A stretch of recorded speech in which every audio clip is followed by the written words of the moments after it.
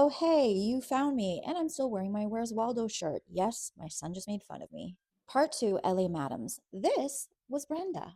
Brenda used to work for the Black Widow and she testified against her. Remember, Ann Force was terrible to her employees. Brenda realized, I can do this bigger and better, and I'm going to treat the ladies with dignity and respect. Number one, she created a persona. She always wore these dark sunglasses, and she said later that she wore them so that her family on the East Coast wouldn't recognize her if she was in photos. Number two, she decided she was going to pay her girls a very fair wage, and she was good to them. She also had a very elite clientele list. Some of her clients were high profile bigwigs in Hollywood and powerful politicians, but she screened her clients to make sure the ladies were going to be okay. She had a great reputation. She was kind to people. She was a big tipper. People really liked her. And she was taking ads out in the Hollywood papers for escort services. Brenda and her girls were making $4,700 a day, which in today's money is $108,000.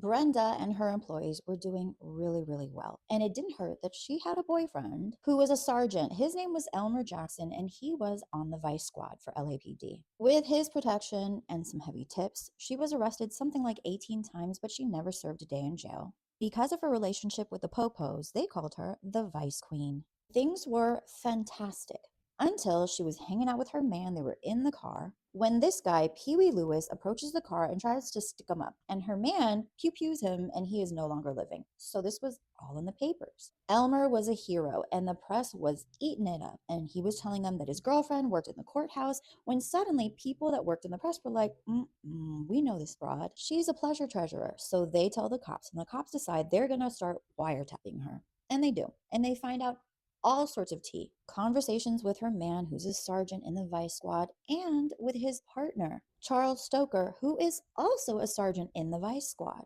They raid her house. They find index cards, which is like a list of all of her clients. She's arrested. It goes to trial. None of her employees testify against her. Why? Because she was good to her girls, unlike the Black Widow.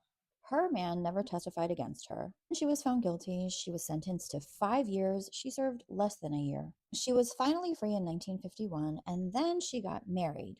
She filed for divorce because her husband was apparently abusive, and he didn't know about her past. Anyway, this was the last public press photo of her taken in 1961 when she was going through her divorce. See, Brenda was nice to her girls. What this teaches me is that you're damned if you do, you're damned if you don't, and it ain't easy.